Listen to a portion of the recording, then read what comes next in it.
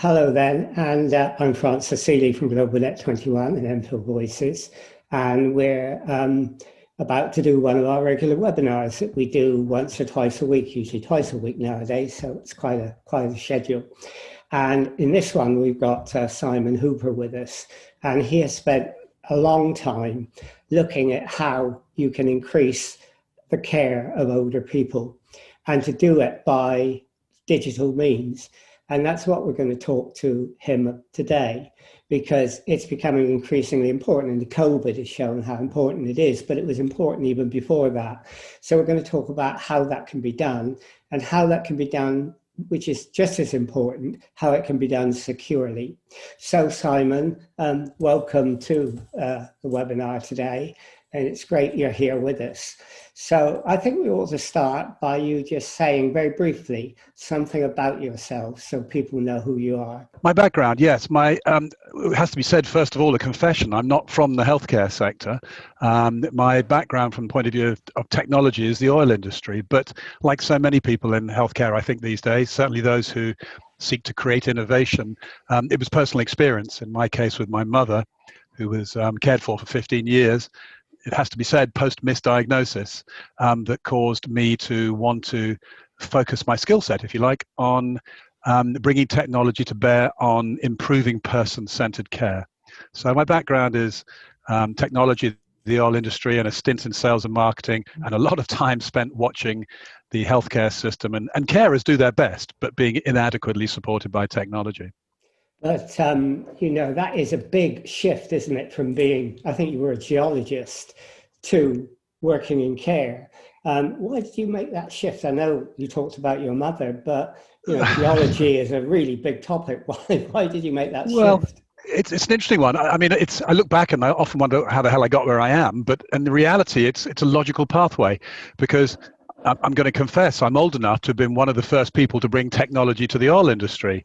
And as a spotty 21-year-old out of university, it was quite tough persuading grizzled 60-year-old Texan drillers that they should be listening to me with my box of computer tricks. But so we literally brought technology to the oil industry, you know, me and many others. And it was not easy. But having said that, it took about 2 years before suddenly technology was everywhere. The reality is, in the care sector, certainly in care homes and others, it's taken a lot longer. But so this is not a new experience to me, seeking to achieve adoption in difficult circumstances. And then, of course, I do have many years also in sales and marketing, and that has relevance as well. So it feels right, and certainly the timing is right, that's for sure. Okay, so you're now trying to make amends for working in the oil industry, are you? I shouldn't say that. Well, you should. My mother used to introduce me at dinner parties, because she was ashamed of what I was doing, by saying I'd like to introduce my son, the gynecologist. Because she was not pleased that I was working in an industry that she perceived was raping and pillaging the earth. I mean, she did love her Hillman car, as I kept pointing out to her. But yeah, no, you're right. To some extent, we're making amends. Okay, so when you're making amends, you decided that all this digital stuff that you were doing, it could now be used for the care of older people. I keep wanting to say the elderly, but I keep getting told off for using that term for older people. You know, what made you think there could be a link? When did that sort of, you know, that light bulb moment make you think you could apply what you've done in the oil industry in terms of digital futures to older people? Well, I had, I guess, 3 light bulb moments, one of which was meeting a Scottish next door neighbour who was really unpleasant and wouldn't let the local council workers into his house. I got in to see what was going on, to be honest, by bribing him to have with a half bottle of brandy. But when I got in, he regaled me with amazing stories of how he'd been sunk in the Atlantic 3 times during the Second World War. And they're remarkable. I mean, they brought tears to my eyes. And of course, it resonated with me because my grandfather was a merchant sea captain. So we built a relationship, and it was his stories. And I found myself fascinated by his stories. And that was the starting point, the power of stories. Then when it came to my mother many years later, lying in bed basically day by day with carers visiting, every day they came in and said, "Isn't the weather lovely?" And it used to drive her mad. But the moment I put her life story onto a tablet and said to the carers, "Look, you better read this before you go in and talk to her in more detail," and they would walk in and say, "Great day for a flight in a Spitfire, Pauline," instead of "Isn't it lovely weather?"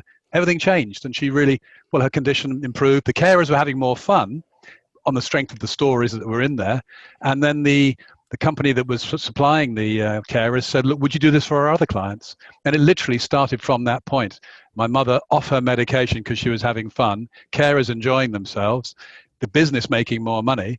And I then began to look at what this was, which is, I found out was called person-centered care, that it was something that was lacking from basically diagnosis to end of life.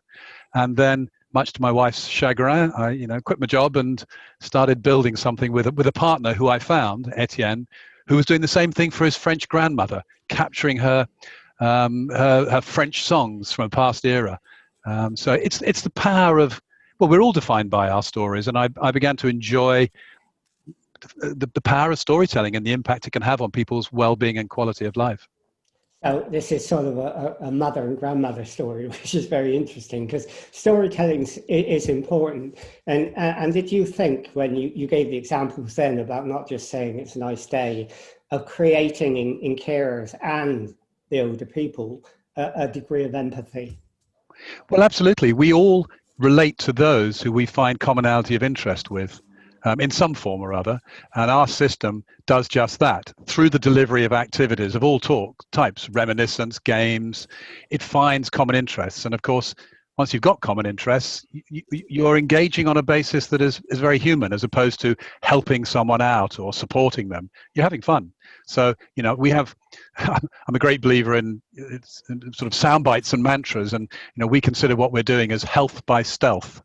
The stealth being, let's have some fun. The system collects the data, enables that fun to be very bespoke on both sides. Okay, well, let's talk about how you do that in a minute. But you are concentrating not just on care homes, are you? Because it's digital. You're also talking about older people living alone, and you're also talking about carers as well. So you embrace all of those. Yeah, exactly right. We started with a focus on care homes because we were working with the big care groups like Four Seasons and the Priory. But it's very obviously apparent that it's as much about the carer as it is the person being cared for, and their well-being is critical. I mean, they're unsung heroes. They do amazing jobs. It was a real eye-opener to me. I'm a geologist. To find myself in care homes was quite a surprising place, and surprising on many levels. The work they do, the stoicism, the humor, but to give them a tool that it was able to increase their ability to engage with those they're caring for was the mission, to the benefit of both parties. And yes, you're right. We soon found that it was equally applicable in other sectors, whether a person being cared for at home with a domiciliary carer visiting, or even sort of learning disabilities and mild cognitive impairment and stroke. And now we're working very closely with a number of entities and organizations in Parkinson's, which is a younger demographic, very technologically engaged, but very much needing of the support that technology can provide. COVID, I guess, has really brought this into the forefront, that people who are isolated either in a home or in their own home need that connectivity. Do you think that's one of the positive things, if you can say there is a positive thing about COVID, that it's made people aware that this can happen? Absolutely. I mean, nothing has changed in terms of people being isolated and lonely in their homes, and the family carer being overworked and stigma. Nothing has changed in the care home where someone is in their room and is perpetually ringing the bell looking for attention. Nothing's changed. What has changed is that the care organizations are having to adopt tech. Before they were doing it slowly. Now, because of the situation, they're jumping to adopt tech. So from our point of view, it was, well, the phrase I always use was a very black cloud with a very golden lining. Black cloud being that we lost our revenue, we lost funding, it was chaos for us. But at the same time, we suddenly found we had over 1,500 care homes around the world taking our system, which we offered for free during COVID.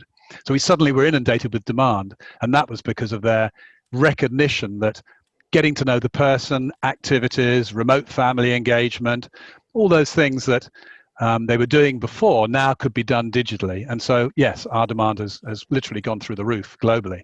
So it's been a good thing for us, but a very painful time to have to adjust our functionality to fit these specific needs. Okay, so I mean, you're saying how you started it and the number of people you got involved, but what is it you actually do? I mean, I know you help people have entertainment through games and entertainment. You help with self-care management. You help with well-being and so on. But if you could define briefly, what are the benefits of this digital connectivity? Yeah, so we define ourselves as activity-based software. So we're not care planning software or those systems that collect what is known as EMR and EPR, electronic medical records, care planning, medication. We're not that. We fill a gap that's never really been addressed by technology before, which is person-centered care. Person-centered care was a carer talking to someone in their room or in the care home. We enable them to do that in a digitalized manner, so they can learn about them. And we do it through delivering activities. So we're activity-based software. So that can be digital photo albums, cognitive stimulation therapy, music therapy, anything that you can think of that engages. I mean, right down to Johnny, the grandson, coming home from school, wanting to get a picture of the great goal he scored that afternoon to grandma in the care home. We enable that. And whilst enabling all these connectivities, and including Alexa, we enable Alexa to become part of your care process. Whilst we're doing all that, providing these activities, we collect data in background, and a very broad data set that we call electronic life records, ELR. So that's likes, dislikes, moods, habits, preferences, memory, life story, family, a broad data set. And that data is used to bespoke those activities so they become more and more interesting. I suppose a bit like the recommendations you get on Netflix, we do the same sort of thing, so that as your cognitive condition sadly generally declines, our system is always completely aware of what it is that's engaging you today. It tracks through activities what it is that engages you today. That makes it much easier for caring. Yeah, I mean, people would listen to what you've just said now and they would say, hold on a minute, you're collecting all this data. Yeah. And this would be incredibly valuable to a big company out there. And how do you stop it going out there? Now, I know that you use blockchain technology as a way of actually creating security. Now, not a lot of people will understand that. Could you explain how that gives security so people's privacy is protected? Well, first of all, I'll say we don't let that data go anywhere, and everybody says that, but if you read the Financial Times some months ago, 85% of companies that say they don't sell it do sell it. We don't, because it's contrary to our model. That data is used to bespoke the activities to, with GDPR opt-in by the owner of the data, to enable carers to better know you.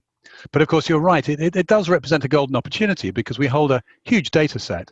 So what we've done is create a membership structure whereby anybody who becomes a member of Remy Life can have that data do as they wish. It can be donated to charity or for research purposes, or they can earn revenue from it, or they can just lock it up and have it not be used. So we give access to an interface where they can control their data. The term these days is that we become a data manager effectively for the member.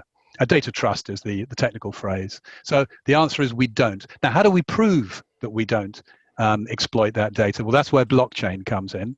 And blockchain provides a methodology which is immutable, so we can't change anything, and transparent, so anyone can look and see what's happening.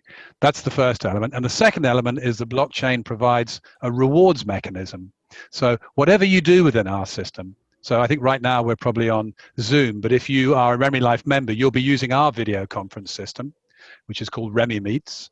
And every time you use it, you'll be rewarded with tokens, rewarded for doing a care action, whether you're video meeting with your next door neighbor or your lunch group or a group of people who love Morris Miners. Those rewards will be provided as a means for saying thank you for being involved in care. And that, again, is a methodology that's on the blockchain, and the tokens that are rewarded are effectively Ethereum tokens. So yes, blockchain is the heart of it. Well, tell us a bit about the tokens, because is that an alternative digital currency that people can have and then spend within the system, that like the old babysitting circles or time banks? Is it an exchange mechanism that allows people really not to have cash? They can earn these tokens and get the benefits. Well, we have to be very careful what we can and can't do, because of course it's a very and increasingly becoming so, regulated sector. They are what are termed utility tokens. So to be honest, it's no different from if you go to Tesco. If you go to Tesco, you don't go to get rewards and tokens. You go to buy spaghetti and a pint of milk, but you also get at the same time rewards. In the same case with us, you use RemiLife for its tools to be able to use Alexa to help you remotely monitor mum's medication adherence, for all those things we do. But whilst you're doing these things, because we're not selling data to Silicon Valley, and therefore the value of that data is not going across the Atlantic, we are able to disperse some of that value, a lot of that value of that data, to our members. And when you buy products, because we have a marketplace where you can purchase products and services using the value of those tokens, because a big chunk of that retail margin is not going to Amazon and the other tech giants, we can give that back to you. So what we're doing in essence is the phrase in the industry is democratizing data, so that the data that is your profile, you benefit from, not some unknown tech giant in the States. And we are managing a more equitable wealth distribution, such that instead of the large margin in the purchase of a product going to the likes of Amazon, again, it comes to you. Because we think that the value of these elements should be where it's needed most. It should be in the care community. It should be with families. It should be with the care associations. So we've created this methodology which more fairly distributes, and that's the nature of blockchain, decentralized distribution, distributes the value in those transactions. So if you were a elderly person, I mustn't use that, an older person who like I'm one of them, be careful. No, I know I am too, and I don't mind at all, but I know it's a sort of touchy area. But if you were one of the older people living alone in your home with a very, very low income, do they have to pay, or can they get this free? No, everything's free. This is again, the same as I just said before. It's all free because all we're doing is taking the value of the data and the value of the retail transaction and divvying it up to pay for the costs of the various elements. So the software is free, the platform is free, everything's pretty much free. The only thing that's not free is using our Alexa care skills, which I think is £2.99 a month because of the overheads. But everything else is pretty much free. In fact, it's more than free. You make effectively money. So you sign up, you're going to make money. But no one's going to initially, certainly a person, an older person, as you say, is not thinking that way. What they're thinking at first is the fun that they can have. Now, one of the sort of, you asked about light bulb moments right at the beginning. One of my light bulb moments was my son, who I used to persuade with pocket money to engage with my mother-in-law, who's a scary Russian actually, and so I used to delegate him to engage with her, and of course to tell her, have you taken your medication? And I used to pay him pocket money. And what he did was he started using our system, and the system found out that they had common interests. That's what it does. He started sending her cat videos because she loved them and all sorts of things. And he began to get joy from the pleasure that he saw in her when she encountered these things that she really enjoyed. He still wanted his pocket money, but extra pocket money. So now what he does is he gets tokens. So he's moved from being purely commercially orientated to enjoying the engagement. They now have a great relationship, but he still can earn tokens that he can use to buy games and all sorts. So it's the phrase I overuse, but it's a win-win-win for everyone. And that's a sort of typical use case of how the system works. Well, you say how the system works, but what's the sort of mechanism, the conduit through which it works? I mean, RemiLife is really an app, isn't it? And that's the basis of how people connect. Well, it is an app, but it's a bit more than that. It's sitting on a robust architecture and infrastructure, if you like, that is a blockchain base with AI and algorithms matching personalities and managing data. But like all these systems, the person using it won't see any of that. All they will see is the chance to have fun and engage with grandma remotely, to be able to monitor her medication, to be able to make sure she doesn't miss the visitors or people coming to the front door, and to be also able to track her well-being, and for the grandkids to have fun and engage. I mean, again, my son's school is now building activities that they will be able to present over RemiLife to their local care homes. And when we launch the token model next year, because we've we've launched the registration process of the token model on blockchain. The rest gets launched next year. So we're now finding early adopters, if you like. But the school is one of them, and they will be building activities that their students will benefit from as part of a course process, but also be rewarded for presentation to local care homes. But not just local care homes, to homes in Texas, to wherever they find their interested parties are. So we're really kind of connecting the world in the care sector.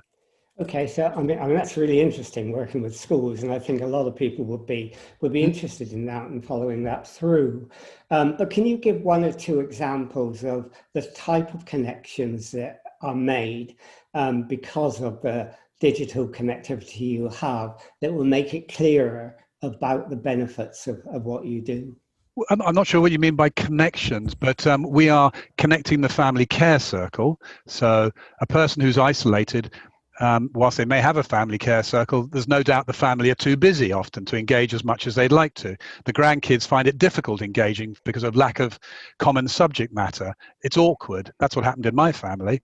But the moment my son found out that my mother had worked in Spitfires during the war, he became fascinated, and suddenly they built a bond. He started making airfix models. That was a common interest.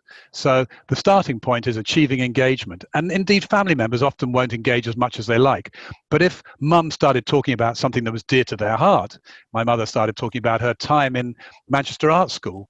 One of my family relatives who's an artist went, "Oh my God, I never knew she went to Manchester Art School." And suddenly they became bonded. So that's the sort of primary proposition, that you find common interest, something that relates to you, because we're all, and I don't mean this negatively, but we're all self-centered human beings.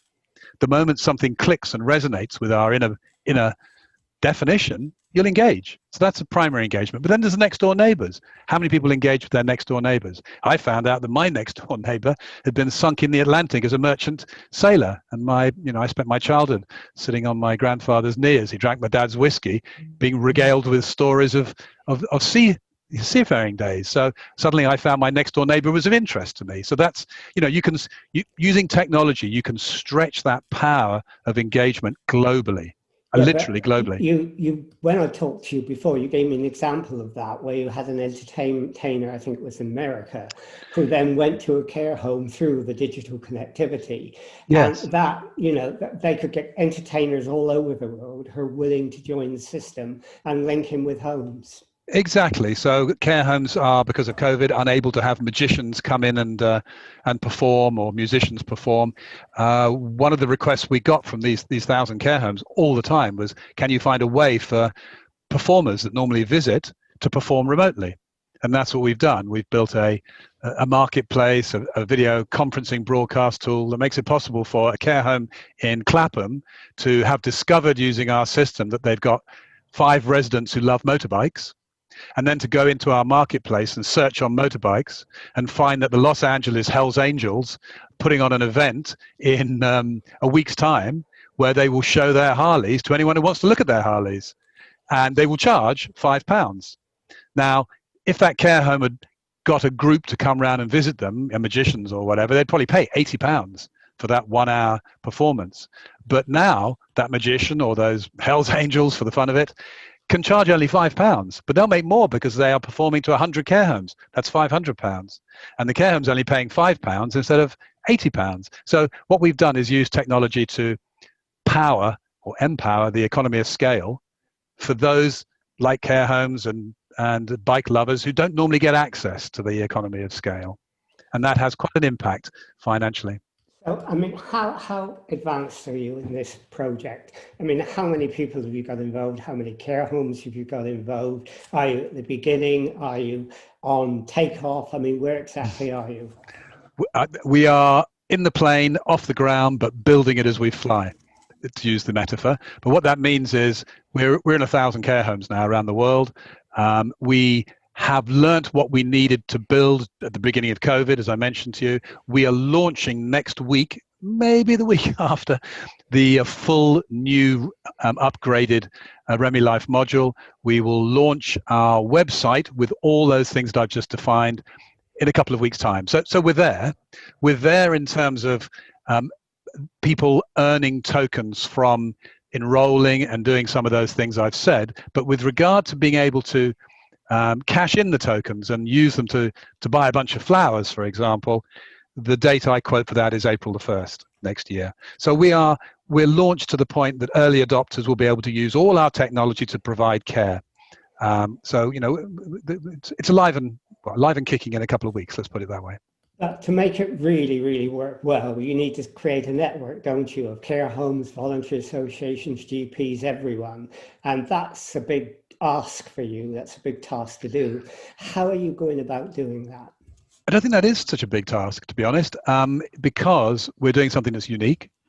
We're doing something that absolutely reflects the zeitgeist of the day, which is dissatisfaction that's growing, that our data is being exploited, harvested by tech giants to fuel their advertising model, which just throws back at us fake news and behavioral science-driven desires to purchase things we don't want. There's dissatisfaction growing. We're a counter against that, and we take that value and give it to you. There's a frustration at the death of the high street in favor of the retail giants controlling our purchasing destinies. We're a counter against that. And most importantly, we're providing technology that really helps those who need to be cared for in the home. So we find that the message pretty much virally propagates. And indeed, we've built a viral method such that if you invite your friends and family and they invite their neighbors and friends, everybody gets rewarded for participating in becoming a Remy Life member. So we'll be amazed if this doesn't grow very fast. Well, we know it's growing fast. We've already got partners of the scale of the largest hospital group in the world. We're partners with Sharp. We're partners with Amazon. So, and indeed, we have people working for us who are part of the COVID government think tank. So we know that there is an aspiration at political level for consumers to take greater responsibility for their health. But at the same time, much better if they take responsibility for their health in terms of managing their family members' needs using technology. Much better if they do that in a manner that's rewarded. Why not? Why shouldn't they be rewarded for it? And there's certainly an abundance of wealth in them their hills. I mean, I'm sure you know the phrase, data is the new oil. So you asked right at the beginning, well, how I got here. Well, that is the phrase, data is the new oil.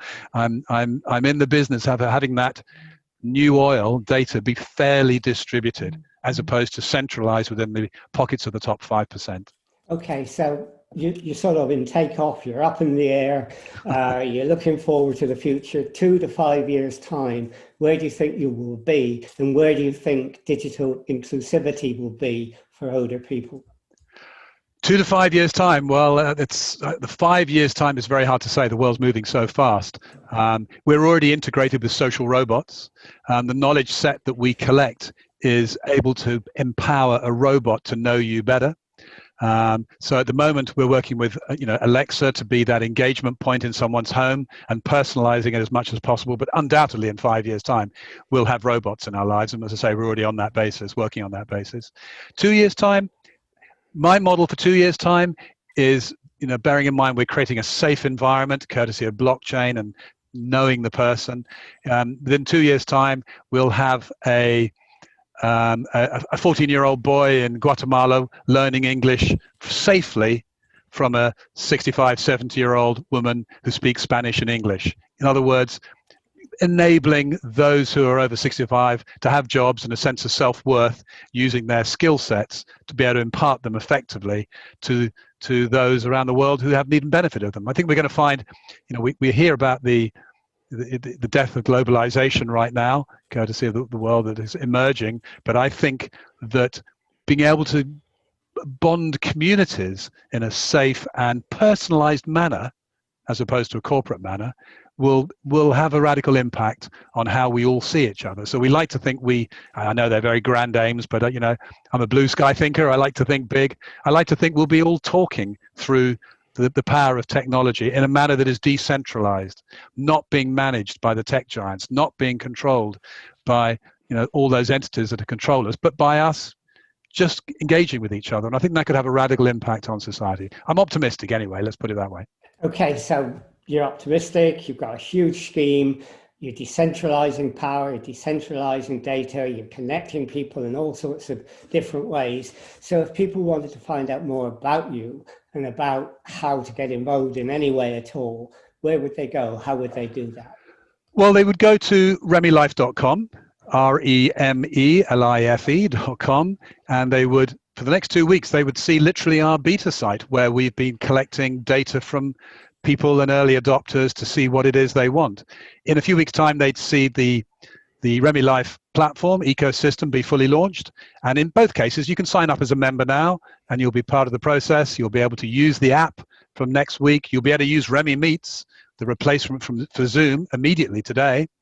And within a few weeks, you'll be able to use Alexa to support your care needs. And as I say, the plane's off the ground, and there'll be a runway of new products and services coming out that are rewards based from then on. And you'll be part of a community that engages with each other, that supports each other, that is rewards based. I mean, one of the things that here's another light bulb moment for you. It just, I think offend is a powerful word, but it doesn't seem right to me that an entity like Uber, that is huge and that is really only in existence because of the efficacy of its many, I mean, I don't know, whatever it is, 250,000 drivers probably, those drivers get no benefits. They get no involvement with the company. They get no participation. We want all of our members to benefit from the company, from the business, from the community as it grows, and they will be able to do so by sharing, earning rewards. So, again, we want to be kind of the John Lewis of healthcare, where we are a community that is sharing the benefits as we grow. And just to make it absolutely clear, if they sign up and they get involved, there's no cost, it's all free. There's no cost whatsoever, unless you want to use Alexa, where it'll be £2.99 a month. Okay, well, that sounds quite an interesting and innovative project, and a way of connectivity that I'm sure will grow and grow. And COVID's shown how important it is. We've always known that beforehand. COVID, I suppose, has given it that kick. And I find it really interesting how you're involving organizations. I think the idea of involving schools is an incredibly important one. And I think lots of schools who want to get involved in intergenerational work could find this as a really productive way of doing it. And I think, talking to schools about that is really great. So Simon, thank you for doing this. We've come to the end of our 30 minutes. And I think you've been through that very eloquently and very enthusiastically. And I think people will find that really, really interesting. So thanks for doing it, Simon. That's great. Thank you very much indeed. It's been a pleasure. Thank you, Francis. Okay, well, we'll end this interview now.